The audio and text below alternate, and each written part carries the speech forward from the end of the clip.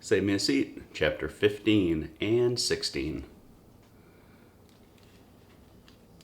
Chapter 15, Ravi. The eyes are windows to the world, Amma always says. When I was little, she would look into my eyes and tell me they were bright and sparkling, like my mind. That was before Dr. Batra discovered that I could hardly see. In kindergarten, I had a serious copying problem. I could never copy anything correctly from the board. While reading a book, I had to stick my face so close to the page that my teacher, Miss Venkat, suspected that I had some serious reading issues. When she called my mother in to tell her to get me assessed, Amma had cried. She couldn't stand that they were questioning my intelligence. It was Dr. Batra who figured out that the problem was my eyesight.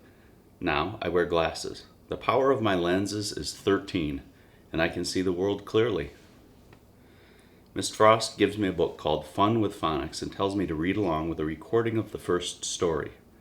There is a picture of letters dressed up in funny clothes on the cover. This is ridiculous. Does she think I'm a baby? I pretend to be listening to the story, but instead I turn down the volume and shift the headphones away from my ears so that I can hear what Miss Frost and Bigfoot are saying. He is talking to her about candy. I hear footsteps and people laughing out in the corridor. I recognize Dylan's voice. "Last one in line gets a wedgie," he shouts.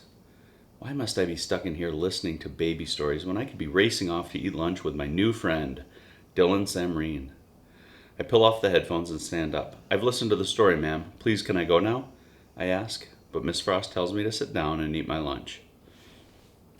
Will I be trapped here forever, like Bud Caldwell was trapped in the shed with the angry bees?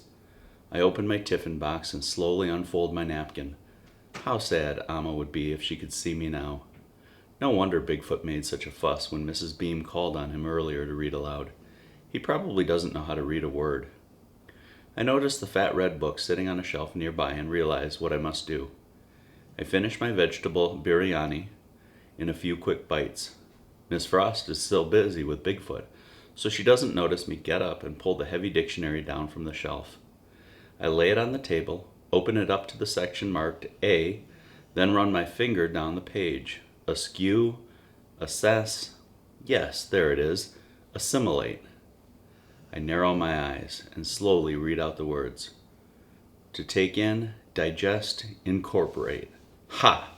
I knew it, I knew it, I knew it, I whisper, smiling to myself and shaking my head from side to side. I will show Mrs. Beam this page, and she will have no choice but to admit defeat. I'll announce her mistake in front of the whole class, pump my fist, and take a bow. How sweet my victory will taste. In the meantime, I eavesdrop and find that Bigfoot is talking on and on about candy. He never says a word in class, but here he can't stop talking about chocolate and peanuts. Will it never end? I look at the dictionary one last time, just to be doubly sure, running my finger along under the words, this time very, very slowly. I want to make sure I have not missed anything. Take in, digest, incorporate. I bend my head closer. There is something else. To integrate, to fit in. My finger freezes. Can my eyes be fooling me? No, thanks to Dr. Batra, I can see perfectly well. I read it again. To integrate, to fit in. I close the dictionary and quickly pull my social studies book out of my backpack, turning to chapter 1. In this context, Mrs. Beam had said, I read the passage and my heart feels heavy. Consuming and incorporating nutrients has nothing to do with Native Americans in New Jersey in the 1700s. Just a minute ago, I had wanted to 1. Announce my victory. 2. Pump my fist. 3. Take a bow. But instead, this is how I feel. 1. Embarrassed. 2. Ashamed. 3. Defeated. Mrs. Frost comes and sits down next to me. I'm sorry to keep you waiting, she says. I know that you're eager to get back to class, but I thought it might be a good idea for us to have a little chat. What is there to talk about? The taste of victory is gone. All I want is to dig a hole and hide my head in it forever. I'm here to help you in any way I can, says Miss Frost. We have lots of ESL materials here in the resource room. ESL, I say? English as a second language, she explains. Mrs. Beam mentioned that she and some of the children have been having difficulty understanding you because of your accent. I hang my head. English is not my second language. It is my first. My English is much better than my Tamil. Mop Top doesn't even know me, and now she is criticizing the way I speak. I can only imagine how difficult this must be for you, she tells me. A new school in a new country. Maybe it would help to speak with Mr. Garfinkel, our guidance counselor. He's very easy to talk to. I feel like I'm suffocating. Now I'm in need of some kind of counseling too? Please, I whisper, can I just go back to my classroom? Of course, she says and pats my hand. Mrs. Beam should be back in her classroom by now. I'm sure she won't mind if you sit quietly and read until the others come back from lunch. I nod my head, grateful that my torture is finally coming to an end. Then I quickly stuff my tiffin box and social studies book back in my backpack before Miss Frost can change her mind about letting me go. Bigfoot is looking at a magazine and doesn't even look up as I walk past. Would you like an M&M for the road? Miss Frost asks me, holding out a big bowl full of colored candies. Amma doesn't like me to eat sweets, but I don't want to be rude, so I take a candy, a blue one, and put it in my pocket as I prepare myself for the long walk back. Miss Frost and I reach down the corridor together. When we reach room 506, she turns to me. How about we meet again next week, she says, once you've had a bit more time to settle in. I reach to open the door, but Miss Frost puts her hand on my shoulder. Before you go, can I tell you something? I think you've assumed something about Joe that isn't true. You and he could easily be friends. I shake my head no. Why should I be his friend after what he did to me? This morning in class, he tripped me on purpose with his foot and nearly broke my glasses, I say. That doesn't sound like Joe. That doesn't sound like the Joe I know, says Miss Frost. Dylan saw him do it, I tell her. He told me. Miss Frost bites her lip, then says, I wasn't there, but if he tripped you, he owes you an apology. And you owe him an apology as well, for implying that he might not be as smart as you are. Just because Joe needs help doesn't mean he isn't bright. You shouldn't assume things about a person before you really know who they are. People are making assumptions about me too, I point out. They think I can't speak English or do math, but that's not true. Miss Frost nods her head. You see, she says, assumptions are often wrong. She tells me to remember that. Chapter 16. Joe. When Miss Frost comes back to the resource room, she's carrying a tray with 3 hamburgers on it, 1 for her and 2 for me. Did anything happen in class this morning that I should know about, Joe? She asks, tearing open a package of ketchup with her teeth and carefully squeezing a squiggly red line on the top half of her bun.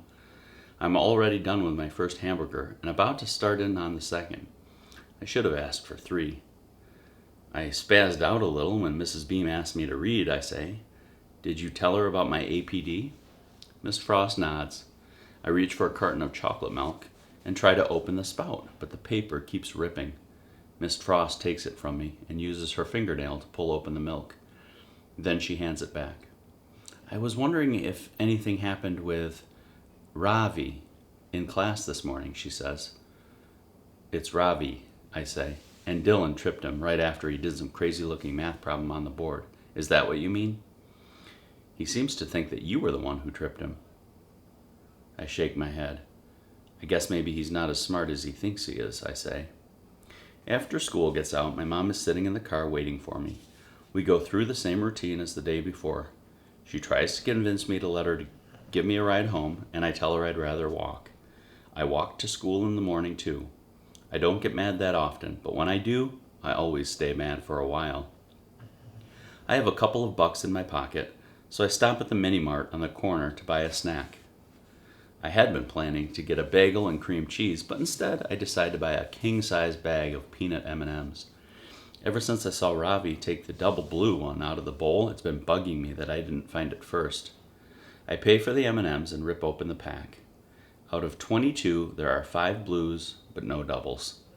I eat them slowly, sucking off the layers, trying to make them last the whole way home. When I finally walk in the door, Mimi comes running. She rolls over on her back, and I give her a good belly scratch. Mom's out in the kitchen, and from the smell of things, I'm pretty sure she's making pork roast and scalloped potatoes. It's going to be hard to stay mad at her if she keeps this up. "Joey," Mom calls. "Is that you?" "Yeah," I call back. She comes out of the kitchen, drying her hands on a dish towel.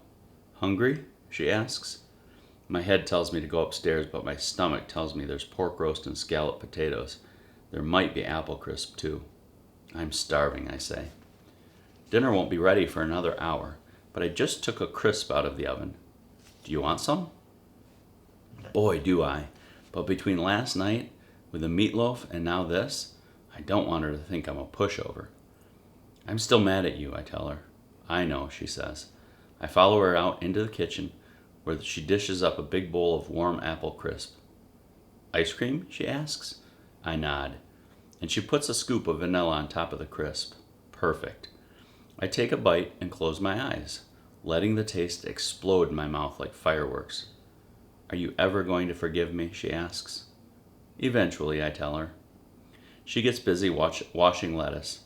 I'm glad she doesn't ask me about my day. I keep thinking about what Ravi said, and the way he pointed his finger at me. Even apple crisp can't take the edge off that. "More?" asks Mom. "No thanks," I say, handing her the empty bowl. "I'm good." That's the end of the chapter, and tomorrow we move on to Wednesday, chili.